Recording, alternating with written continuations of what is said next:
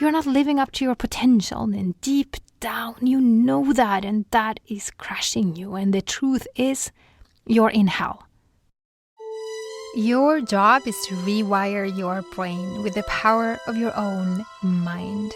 That's what neuroplasticity is all about. That's what the human experience is all about. To uncover and rediscover what we are, human beings, feeling and thinking beings. And by doing so, creating our experience from a moment-to-moment basis. Expand your consciousness into a world where mindfulness meets neuroscience. My name is Fernanda Lind, and I am your host. I think hell is something you carry around with you, not somewhere you go. Neil Gaiman. And with that excellent quote, let's dive into today's episode. So welcome, friends, to the show. I am so excited you're here. Today I want to talk about what we really are up against, the real obstacle in our lives. And today I want to talk about what is truly standing in your way of going to the next level. What is standing in the way of having more peace, of having more clarity, more intention in your life. So I hope this episode will give you a deeper understanding of what is holding you back and what the actual obstacles in your life are. So a lot of people talk about change and talk about transformation. A lot of people talk about changing your habits or changing behaviors in order to have a different outcome. A lot of people talk about how to put systems in place. So for example, how to change your environment so that you can make better choices. You've probably tried it yourself in an attempt to change. I know, I sure have. Change your environment, people say. Like move somewhere else or change jobs. That will do the trick. Or just change the office. Or change the people around you. They recommend you. And we're told that we need to declutter our homes, for example, in order to feel better, changing our environment. So I'm in no way saying that a home filled with crap is something to strive for, but hear me out here. I do have a point. So a lot of people talk about cleaning your pantry too. Getting rid of junk food so that by doing so you are removing any triggers, you are removing temptations, and by doing so you're going to feel at peace and it's, the problem is gone, the obstacle is gone. A lot of people talk about creating a system of tracking your progress, of holding yourself accountable. And by doing so, we will follow through. As long as we're tracking, we're going to achieve the outcome. But let's take a look at that a bit deeper and the problem with that. If that was true, then how come there's a lot of people out there who are crushing it in life, who are achieving all kinds of remarkable and extraordinary things without having a decluttered home, without a journal, with a progress tracker or a system, a strategy, everything planned out? Like, how come? Throughout history, there are all kinds of people inventing things, bending our perception of reality, creating new things, and breaking records in sports, in innovation, without having all their outside circumstances all perfectly lined up and aligned. Did they declutter their homes? Did they change jobs? Did they change partners or have the perfect environment? Or did they have a plan with, step-by-step action items all lined up perfectly? Did they have a system in place? Well, maybe some did. But I bet that most didn't. I bet they did not have a 90-day planner or accountability buddy. I bet they did not have the perfect home. I bet they didn't have the perfect job. On the contrary, I bet most of them came from all kinds of circumstances. And this is something that puzzled me for a long time. I was a good student, and if I read a book and in that book I was told to have a plan with action steps all lined out, I would do it. I spent, my whole 20s mapping and planning and mapping and planning. And if that was what it took to reach my goal, I was going to outline every step. But I would soon realized that even though I had it all outlined, my house was cleaned and decluttered and perfect, and my kitchen pantry cleaned out of junk, and all the outside stuff organized and mapped out for me, I would still get stuck or derailed. I would still find myself losing motivation, making the wrong choices, not achieving what I wanted anyway. Pretty interesting, right? And a lot of people talk about positive thinking or managing your thoughts to create a better result too. So obviously I went full in on that as well. And I bet some of you are with me here.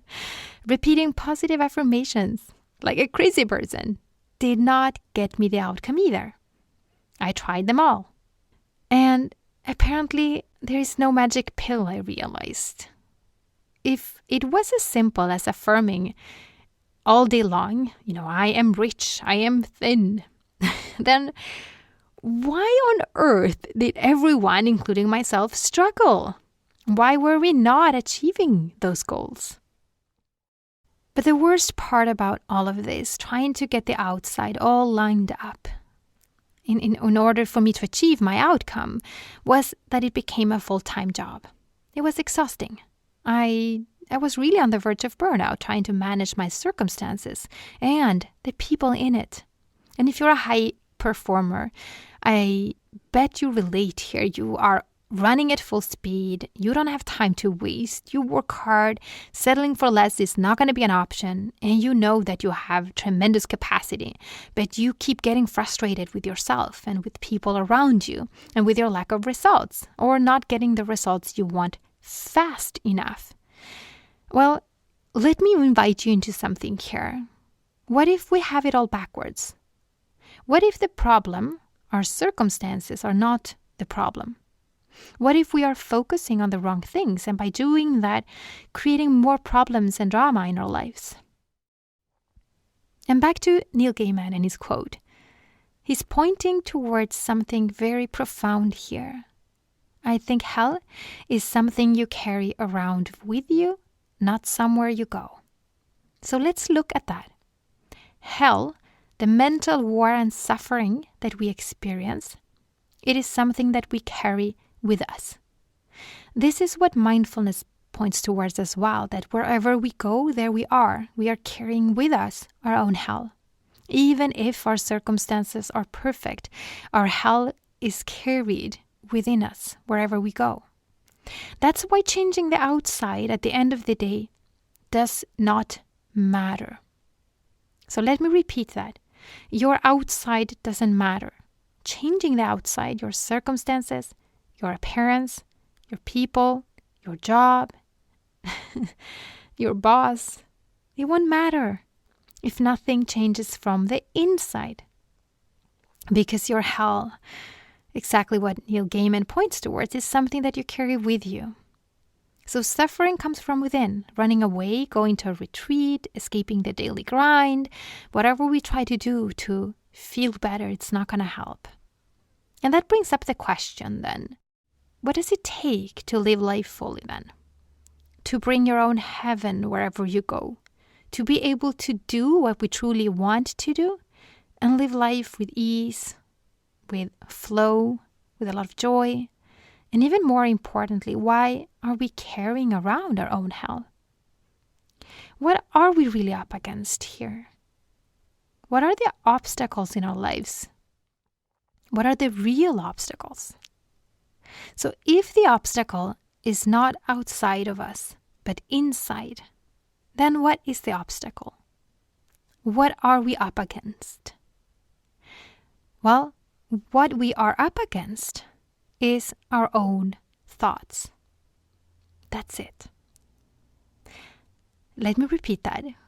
We are only ever up against our own thoughts, our own thinking. The only thing that ever gets in the way is a thought. And between you and your wildest dreams is a thought. I know this sounds too simple, but hear me out. A thought can be obviously a belief, an image, but that's what we are up against. And thoughts are carried within us, creating our own hell, or our own heaven. So it's never about outside circumstances. It was always about the power of thought. Yeah, the power we give our thoughts, the power to give our thoughts attention or to not give it attention. Let me paint you a scenario of how thought gets in the way and how thought is actually the only obstacle we're facing in life. So let's say you had a goal and a plan to achieve a certain goal, and you are all in this time, you're totally stoked to get started, you've mapped out your 90 days ahead, all figured out. And you start with the best intentions. Your motivation is high. But then, out of nowhere, you lose sight of where you were going, especially when it gets a little bit hard. And suddenly you find yourself in the land of brain fog. You're dazed and confused. You're going from one emotion to the next. You find yourself doubting yourself. You keep asking yourself, why am I doing this? You're staring at yourself in the mirror, even though you had a perfect plan with a perfect strategy. When you look back in that mirror, when you see yourself, same old you, the same old face, same old hell, nothing has changed. No matter what I do, I'm still the same old me. Nothing can change. You probably are thinking to yourself. I know I have. Can you relate? The story of your life, if I'm correct. Same here. So you know what to do, but you can't seem to make yourself do it. Again, you know what to do, but you can't seem to make yourself do it. So what happens next is you start looking for a new shiny solution. So how do I make myself do the stuff I don't want to do? You probably are Googling that. And when you Google that, every answer is about changing your behavior. A how-to fix. Doing something that is going to fix the problem. Giving you a few examples here. For example, go get a new job. Here are 5 tips on how to find a new job. A simple solution to change your job if you hate your boss, or if your boss is a jerk. Or maybe time to change a partner. Yes, that is always the problem.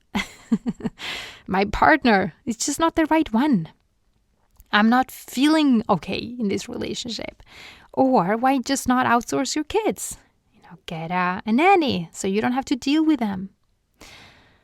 Because, we all know that kids get in the way of big dreams and goals. Or maybe go on a diet. Yes, a new food plan that is gluten-free, fat-free, carb-free is going to fix it. And that's this big misunderstanding that we got it all backwards or wrong. Because what you're really up against is none of those things. It is your brain creating all of those crap thoughts. Your brain, which is a 2 million year old primitive machine that talks you out of any good decision. Your brain is creating the obstacle after obstacle. It's what is standing in your way of playing full out, of getting to your goal. And why? The question is why? Why is your brain working against you? The simple answer is to keep you safe and alive. So that's about it. We can obviously look at it from a spiritual standpoint too. And that's where we are definitely going on in this podcast. So make no mistake, we are going spiritual all the way. But I want to anchor in spirituality and consciousness with brain science. So we get to geek out a lot about on this stuff as well. So your brain will come up with all kind of crap to keep you in your comfort, familiar zone. It really takes that job to keep you safe very, very seriously. And it will do whatever it takes to hold you back if that means it will keep you alive. And here's the thing. It talks to you. It talks you out of doing things that it might perceive as dangerous. That primitive part, that lower brain, or as the spiritual teachers call it, your ego is your obstacle, your opposition, it's your resistance, it's your doubt and your fear, and it's the one that narrates your life, who comments, that inner chatter or the monkey mind. And the thing is that you have been hearing the crap your lower brain tells you for decades, and you are so used to it, you're not even aware of it. And that, my friends, that's your real problem. That's what you're really up against. You are up against your thinking coming from your brain. You're up against being habituated to it, being used to hearing it, so you're not even aware of it. That's the biggest problem. You're up against being unconscious. You're up against working on autopilot and completely unaware of the shenanigans of your own thinking. And this is the ultimate obstacle, and transcending your own thinking will be the biggest achievement of your life. Transcending your own limitations, it's not easy. I'm going to be super upfront and honest with you here. Because your brain is constantly working in the background. It's running your life. It's overruling even the best of intentions. And you know this. How many times have you started something with full force, excited, with motivation, to suddenly get completely stuck in overwhelm and fear? Out of nowhere. You're not taking any action at all. And you have no clue what happened. Or how many times have you made really, really stupid decisions? Like impulsive crap decisions that messed with everything in your life, maybe even ruined relationships. You maybe even got you fired, maybe created chaos in your life. Just because the lower brain, the ego, was running this show. The moment when we see this, that I'm ever only up against my own thoughts, my own brain, that's the moment that we awaken. We wake up. And this is the spiritual awakening. It can be deeply profound and life-altering when we see this at a deep level, when we wake up to the fact that I have thoughts and that it is being powered up by my own awareness, and that it comes alive and feels and looks real. And that if I listen and if I pay respect to my own thoughts, then life will look a certain way. And the moment we realize that, oh, I'm getting caught up in my own thinking, and we can transcend that and even rewire that, well, hello, enlightenment. We wake up. And awakening is this. It's not some unicorn magical thing with incense and moonlight dancing. It can be, obviously, but most of the time it's not. It's simple, but very, very powerful. Make no mistake, it is life-altering. And my own awakening was far from glamorous or fancy. I was not sitting on a meditation cushion with a shaman or a healer and chanting and having a deep spiritual awakening at all. But my own awakening was in a split second. At work, when I was walking through the cafeteria and colleagues were walking around me, there were loud sounds, just a regular, plain day at work. No magic in the air. But in a split second, I had a profound insight. So for the first time in my life, I saw what my brain was doing. I saw how my own psychology worked. I saw my mind and my brain in action. And it was immensely altering and profound. I remember stopping in my tracks, and I had such an aha moment that took my breath away. And then I burst out laughing because I knew in that moment that I had seen the truth. I had seen the ultimate truth, and that no one could ever take that away from me. I had seen exactly how my brain was operating, and I could see that there was me behind thought, and that I was the one beneath all that thinking. This process of awakening is usually, it's not quick, it's not easy, it's not effortless. because it came to me after, of course, a long period of suffering, of struggling. Don't get me wrong, because sometimes it can be just out of nowhere. We see something deeply and that's it. But most of the time, it takes us deep, and it feels not only like an awakening, but as a kind of a birthing process. It's like walking through hell and back, and we claw our way up until we finally see the truth. And that moment of seeing truth can come in a split second, like it did for me. And it can't get more spiritual than that, in my opinion. Because the moment we see it awakens us not only to the truth, but to our own strength, to our freedom. While we're at it, let's chat a little bit about freedom and why mental freedom is the only thing that matters. Because if we'll dig deeper into this with an example, a life without freedom, when you are being ruled by a primitive brain, it looks like this. You wake up by the alarm clock, but your ego, your lower brain, wants you obviously to sleep in. So you snooze a few times instead, which means you miss your morning workout again. And when you finally get up, you feel all foggy, you slept too much, and while you're about to prepare a healthy breakfast, something that you know is going to be nourishing, and something that you were planning on having, maybe because you just mapped out your your perfect plan, your ego, the lower brain, not feeling it because boring, and you reach out for the kids' Cheerios instead. And that's more in alignment with who you are and what you've always done. And at work, you know that you should get things done, but you can't seem to step away from Facebook and all those cute kittens. And I am such a sucker for cute baby animals on Facebook. But yeah, your brain does not want you to do anything that is uncomfortable, like following through on boring tasks. And it talks you into that belief that, Facebook baby animals are going to give you motivation, in order to do your work. So it makes a lot of sense to watch that.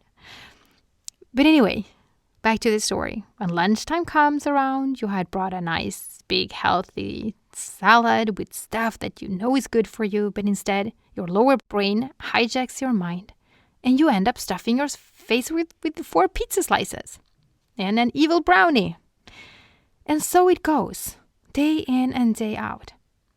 You're living under the spell of your lower brain, and like a victim, you are following its whims. You are stuck in hell. You can't transcend this state of being. And even though you are a high achiever and have accomplished a lot of things in your life, you still have to settle for less in certain parts of your life.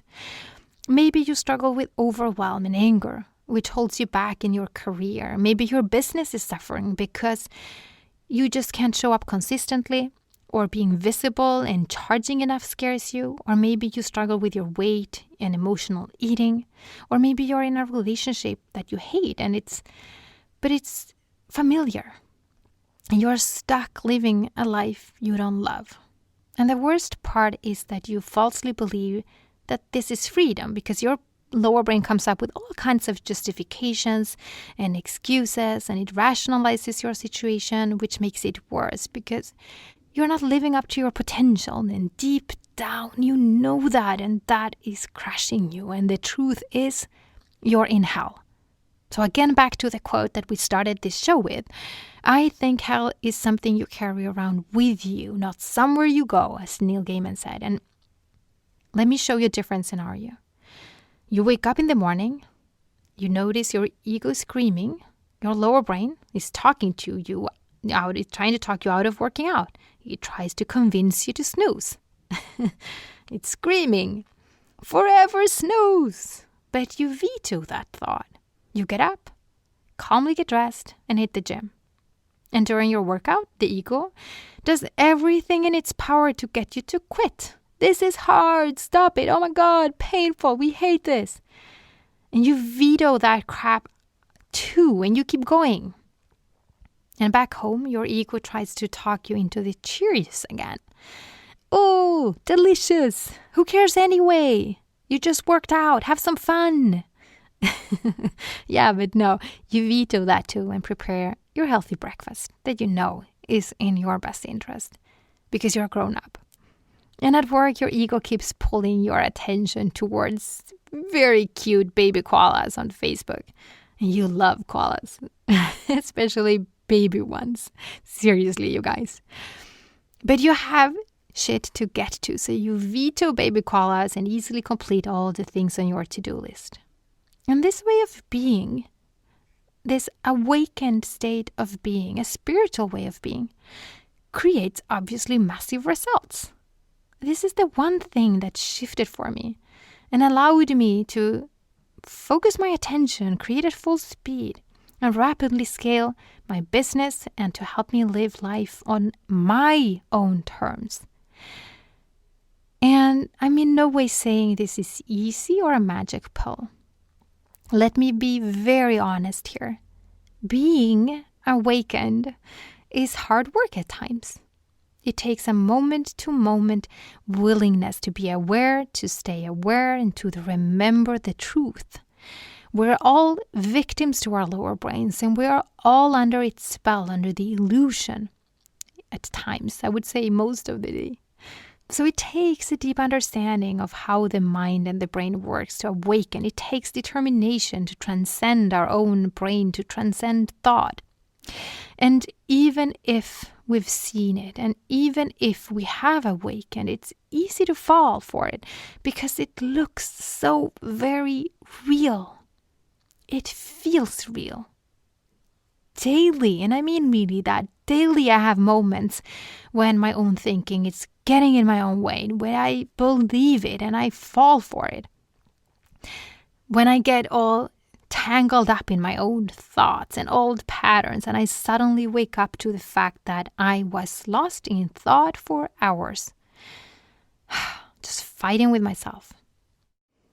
It's deeply humbling, and I think a day doesn't pass that I don't bow to this great creation, this divine spiritual creation, the ego, the lower brain that challenge us human beings on a daily basis to transcend, to persist, to rise above, to conquer ourselves again and again. Sometimes I think that waking up is the whole purpose of being human, of being conscious of having this human experience. So, back to the beginning of this show, friends. You are never really up against what you think you are. Our own hell or our own heaven is created from within, from the power of thought, and we carry it with us wherever we go. And awakening to this truth is part of this human experience. All right, friends, that's it for today's show. And as always, thank you so much for listening, and have a beautiful day or evening wherever you are in the world. Bye, everyone. You have been listening to the Wired to Win podcast with me, Fernanda Lind. For more episodes, show notes, links, and ways to subscribe to the show, go to fernandalind.com/podcast. Please subscribe and leave a rating and review on Apple Podcasts or wherever you go to get your podcasts to help others find the show.